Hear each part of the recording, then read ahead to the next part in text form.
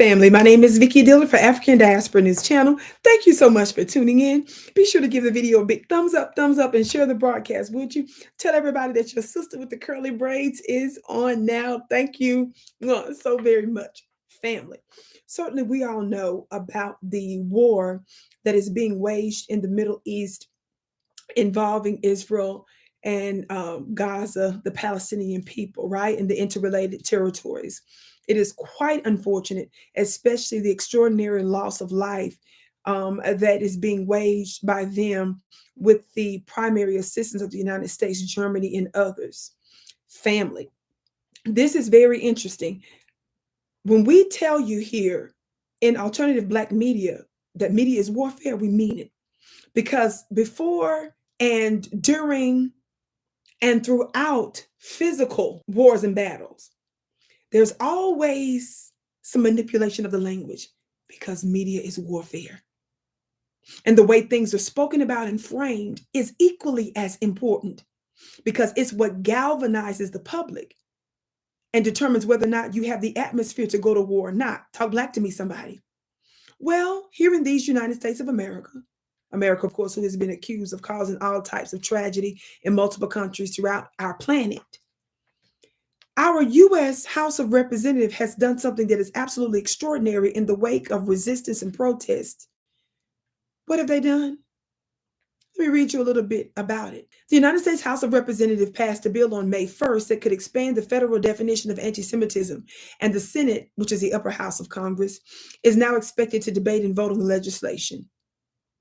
The Senate leader, which is a Democrat, Chuck Schumer, talks about how it faces an uphill battle, but they're trying to see what they can do about it. No, there's nothing you need to be doing about it but getting rid of it. Let me tell you something, family. Listen. At the heart of the debate and controversy over the bill is a definition of anti-Semitism that seeks to adopt, it says, despite opposition from several civil liberties groups, redefining anti-Semitism. Watch this. The bill codifies a definition that's drafted by the International Holocaust Remembrance Alliance, IHRA, that's been accused of conflating criticism with the state of Israel and Zionism with anti-Semitism. Family, this is an international organization. They're adopting a foreign definition and trying to codify it, and they have already passed it in the lower house in the United States. Now, you got Black folks who are responsible for creating and building America. We're still waiting on our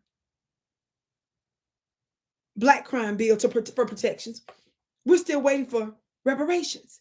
We're still waiting for some pro-Black agenda specifically for our community.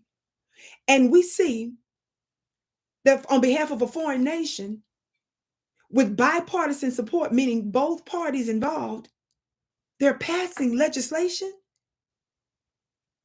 using an international definition while Black folks who are still being lynched in the United States, tortured in her prisons, taken out, deleted, and murdered in our streets on camera in the here and now. But these things get to take priority over us. Guess what else is of controversy? Listen, I'm reading from another piece from the Kansas City Star. Of course, you can find this throughout other mainstream media publications. This particular senator, in particular, Kansas Senator Roger Marshall, says that this bill that they're talking about goes too far. It violates Christian scripture. I want to give you all an excerpt from it, but they're trying to, the mainstream media doesn't want to give this part of the bill a lot of attention. Watch this. Senator Roger Marshall on Thursday claimed that a congressional push to combat anti-Semitism violates Christian scripture. A bill that overwhelmingly passed the House by a 320 to 91 vote Wednesday evening would require the Department of Education's Division of Civil Rights to consider the International Holocaust Remembrance Alliance definition of anti-Semitism, which I already told you about, right? Watch this. That definition that's taken from this international group, that definition cites, quote, claims of Jews killing Jesus as an example of classic anti-Semitism. Family, a part of that definition, the people are upset because of what's written in scripture about the people that are said to have crucified Jesus. Now, whether you embrace Christianity or not, we know that there are different editions of the Bible. We know that there are Ethiopian texts that have 88 books. We know there's a different one that has, I think, even less than that. There's a broad term, a broad, and then there's a narrow version. We know that there's an extra biblical book that includes several other books, as well as even the Catholic Bible, which includes an additional 7 books, in addition to the 66 books that is mostly accepted amongst in the mainstream. We know that many, we've proven in no limit of time that there are parts of scripture that have been taken from other Black ancient texts. They've been renamed and so forth. We know that there are Black prophetesses that were known as Mammy Watts' Sibyls, where many of the prophecies that these Black women prophesied and who helped to guide civilization in multiple countries for thousands of years. This matriarchal rule, they were prophetesses. We know that some of their prophecies were taken and hijacked and placed in the book and renamed. Even without that, if you believe the Sunday school version of this, they're trying to tell you that the people that you say crucified Jesus is in violation of this. There's going to be violation of this new bill. This is outrageous. I can't wait to see what you have to say about it. You all know that we're the sweetest, kindest, Black folks are the sweetest, kindest people on the planet. We accept any and everybody. We forgive our torturers, and can't nobody on any planet.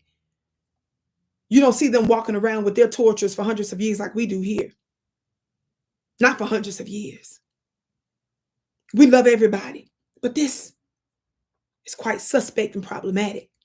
And especially when it's okay for people to call us any and all kind of names, but most importantly, take us out on camera and nothing's done about it. I can't wait to see what you have to say about it.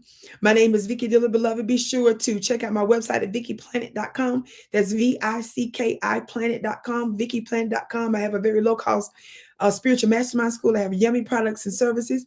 I can't wait to see you again.